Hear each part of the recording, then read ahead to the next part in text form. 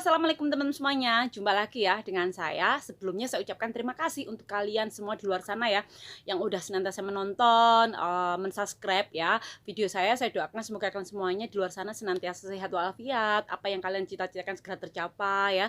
Dan untuk kalian yang mau menjadi calon TKW Hongkong ataupun TKW pemula yang udah sampai di Hongkong, bila mana kalian ada pertanyaan, kalian bisa tanyakan di kolom komentar ya. Nanti saya akan bantu jawab sebisa mungkin. Oke? Kemudian video saya kali ini saya akan membahas soal nunggu visa, apakah bisa ditunggu di Macau atau Omun, maksudnya tidak mau pulang ke Indonesia gitu ya. Jadi saya akan jelaskan, karena ada satu pertanyaan dari salah satu teman kita.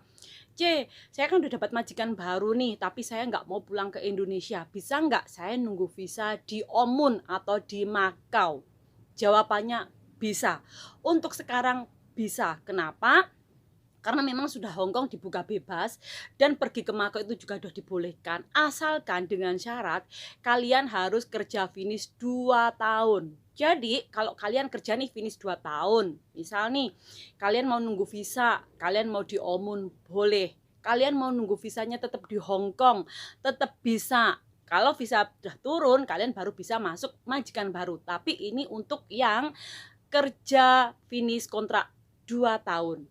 Terus kalau untuk yang kena interminate bisa nggak nunggu visa di Macau atau di Omun? Jawabannya bisa, asalkan kalian sudah habis potongan gaji. Ada banyak sebagian agent, kalau untuk kalian yang sudah kerja mungkin nih setahun atau setahun setengah, atau mungkin sudah pernah kerja di Hongkong 2 tahun gitu ya, terus kemudian kontrak keduanya kalian tuh kena interminate gitu, kalian bisa loh nunggu visa di Macau atau di Omun tanpa harus pulang ke Indonesia, asalkan agent kalian tuh memberikan izin ya. Karena memang ada sebagian agent yang memberikan izin untuk kita menunggu visa di Macau, tapi ada sebagian juga agent yang tidak membolehkan kita menunggu visa di Macau alias harus pulang ke Indonesia. Jadi itu ya, ada yang membolehkan dan ada yang tidak. Kemudian yang ketiga, ada yang bertanya, saya kan belum habis potongan gaji tapi saya kena interminate. Jadi diingat ya, saya belum habis potongan gaji dan saya kena interminate. Apakah saya bisa cari majikan lagi dan bisa nunggu visa di Hongkong? Jawabannya adalah kalian tetap bisa cari majikan lagi. Tapi untuk soal visa, karena kalian belum habis potongan gaji, kalian harus tetap pulang ke Indonesia. Kenapa? Ya kalian harus masuk ke PT yang lama, di mana kalian tuh masih punya hutang, masih punya tanggungan ke PT kalian karena kalian belum habis potongan gaji. Kalau untuk soal cari majikan lagi, kalian tetap bisa cari majikan. Jadi misal nih sekarang kena interminate ya, dipulangkan ke agent, kamu minta bantuan ke agent, nanti agent akan ngasih nih, oke, saya akan carikan majikan baru lagi. Kalian tanda tangan, ketemu sama majikan baru, deal. Habis itu kalian tetap pulang ke Indonesia untuk nunggu visa majikan yang baru. Kemudian berapa lama sih saya harus menunggu visa lagi kalau di Indonesia? Ya minimal paling cepat itu adalah jedanya 2 bulan. Tapi kalau pas nasibnya lagi nggak bagus itu ya bisa sampai 3 bulan visanya tetap belum turun ya. Kemudian pertanyaan yang keempat yang sering ditanyakan oleh kalian, kenapa sih visa saya kok lama turun sedangkan visa teman saya cepat sekali turun? Nah, permasalahannya visa itu cepat atau turun tidaknya itu tergantung dari majikan kalian yang mengambil kalian masing-masing nih, karena pihak kantor imigrasi akan memeriksa berkas-berkas majikan yang disetorkan ke imigrasi. Misal nih ada mungkin salah satu berkas yang majikan kalian itu belum tanda tangan, mungkin ada salah satu syarat yang diwajibkan oleh pihak imigrasi ke majikan kalian dan majikan kalian itu belum memenuhinya gitu. Karena untuk mengambil kita sebagai ART-nya itu, imigrasi itu memberikan persyaratan yang begitu banyak ya, dari mulai melihat deposito tabungan majikan kalian itu kerjanya apa, mampu nggak memang memberikan gaji sesuai standar pemerintah 4.730 dolar Hongkong gitu ya. Jadi tidak semudah yang kalian bayangkan mengambil cuma tanda tangan, itu tidak ya. Jadi memang begitu banyak syarat yang harus dipenuhi oleh calon majikan di saat mengambil kita ke kantor imigrasi. Jadi kalau majikan kalian secara cepat mengurus, menyetorkan dokumen-dokumen yang sesuai dengan pihak imigrasi, ya pastinya visa kalian cepat turun. Tapi kalau majikan kalian itu mungkin ada something wrong yang bermasalah, atau mungkin mereka lambat untuk memenuhi dokumen-dokumen yang diperlukan oleh pihak imigrasi, ya visa kalian pasti lama untuk turun. Jadi intinya gimana aja? Ya harap sabar gitu ya, harus sabar. Kemudian lagi ada pertanyaan nih, C, saya kan yang pertama itu saya di interminit C, kemudian saya sudah dapat majikan baru lagi, kemudian saya pulang Indo nih, balik belum ada berapa bulan C, nenek saya itu meninggal dunia C, saya bisa nggak cari majikan lagi? Jawabannya tetap bisa. Jadi untuk kalian semua TKW pemula ya, ini terutama yang belum mengerti, untuk kalian yang baru bekerja ke Hong Kong, kalian menjaga lansia nih, misal nenek atau kakek ya, bobo kungkung gitu, terus tiba-tiba nih nenek yang kalian jaga, lansia yang kalian jaga itu meninggal dunia, kalian tidak perlu bingung. Karena memang sesuai peraturan pemerintah, biasanya kalau majikan yang kita jaga itu meninggal dunia, maka majikan itu wajib menulis kita dikerjakan sesuai dengan finish kontrak 2 tahun, walaupun kita kerja itu mungkin baru 1 tahun.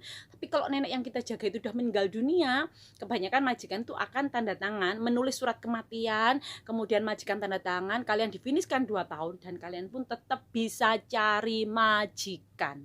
Ya, oke? Kemudian untuk kalian yang suka mau notice, saya nggak kuat kerja di majikan ini, saya mau notice ke majikan. Saya kasih tahu ke kalian ya, notice itu tidak segampang yang kalian pikirkan. Minta surat ke agent, terus habis itu mungkin kalian pikir udah pokoknya saya notice kasih ke majikan. Notice itu adalah surat yang kalian minta dari agent untuk kalian isi, dari mulai nama kalian, nama majikan kalian, kemudian alasan kenapa kalian minta notice, kemudian surat itu harus kalian kasihkan ke imigrasi. Nah, kalian tahu nggak imigrasi itu di lantai berapa kalian harus mengasihkan surat notice, kemudian bagaimana urutannya surat notice. Kalau kalian tidak mengetahui semuanya ini, kalau boleh saya sarankan, mendingan kalian tuh jangan notice ya, dikit-dikit notice, dikit-dikit mau pulang, dikit-dikit notice, dikit-dikit mau pulang ya, ujung-ujungnya nanti kalian sendiri yang menyesal gitu. Jadi kalau menurut saya nih, banyak nih ya mbak-mbak yang di luar sana TKW pemula, belum potongan gaji mau mengundurkan diri, habis potongan gaji kok bisa-bisanya minta notice gitu loh, mau pulang.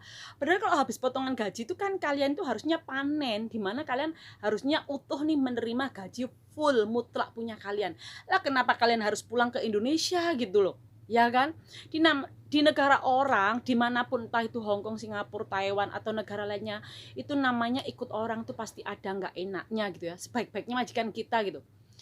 Jadi untuk kalian yang benar-benar memang bertekad untuk menjadi seorang TKW, saya sarankan kalau nggak mau ribet soal notis, nggak mau ribet ganti majikan, nggak mau ribet berhubungan dengan PT atau apapun itu, usahakan kalian itu kerja finish 2 tahun ya.